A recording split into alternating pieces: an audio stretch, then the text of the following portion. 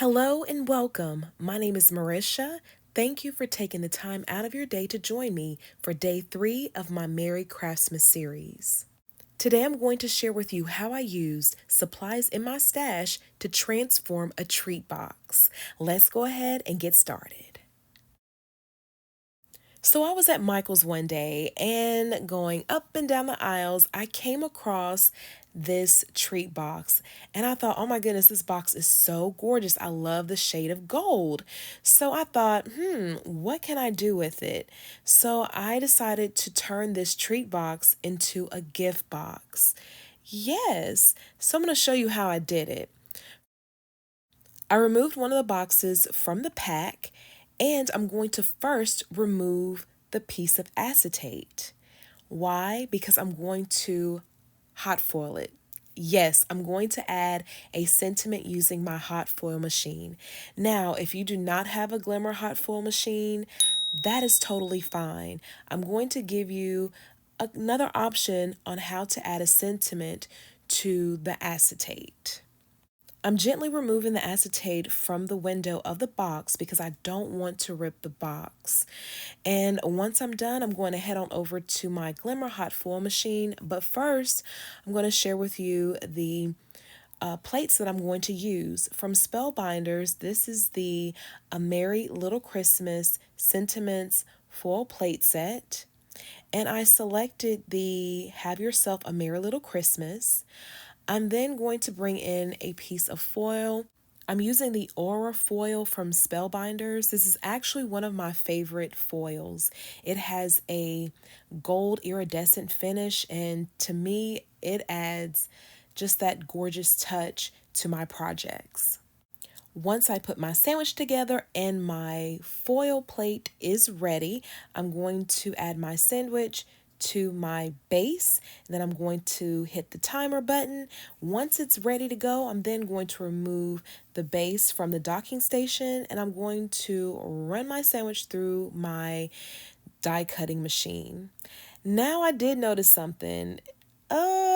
It didn't have a good impression. I wasn't happy with the impression. As you see, the Christmas, there was some foil missing in there, but that's okay. You know what I did? I brought in a piece of acetate and I just repeated the steps. This time I made sure that the plate was hot and I left the sandwich on there just a little bit longer, just a few more seconds, just to make sure I would have a good impression. And look at the second piece of acetate. It turned out perfect. I'm happy with how it turned out. I'm going to use the original piece of acetate as a guide to cut the acetate down to size. I wasn't thinking about it then, but now it dawned on me that I could have die cut the acetate using a square die. Either or is perfectly fine. That is the beauty in creating. You have options, so you can either cut it down to size or die cut the acetate. Another option that you have to add a sentiment to the acetate is you can stamp a sentiment with Stays On ink, or if you have heat resistant acetate, you can emboss a sentiment. Now I'm positioning the acetate in the window. Once everything is lined up perfectly, I'm going to flip the box over and then I'm going to add adhesive tape along the inside of the window and then I'm going to adhere the acetate. Once I'm done adhering the acetate, I'm then going to assemble the box. This box did not come with assembly instructions. It didn't. So I struggled just a little bit, but it's okay because it all worked out. So about 30 minutes later, the box finally came together. I'm just kidding. It didn't take that long, but it certainly felt like it did. Off camera, I die cut some Christmas foliage using Honeybee Stamps Winter Bouquets die sets. I'm going to bring in some ink from Catherine Pooler and I'm going to add some shading to the poinsettias. To add dimension to the poinsettias, I brought in foam tape and I'm going to adhere the layers together. Once I'm done, I'm then going to use my liquid adhesive to adhere the centers to the flowers. Now I'm going to position the flowers and the other components on my gift box. Now there is no right or wrong way on how to place these elements on this gift box. It's whatever vision that you have for your project. Once I'm happy with the placement, I'm then going to use my tape runner to adhere them to the gift box. I know I'm only 3 projects in this series, but so far, this is my favorite project. It is. I love the colors. I love that it was quick and simple to create, besides the assembly box hassle.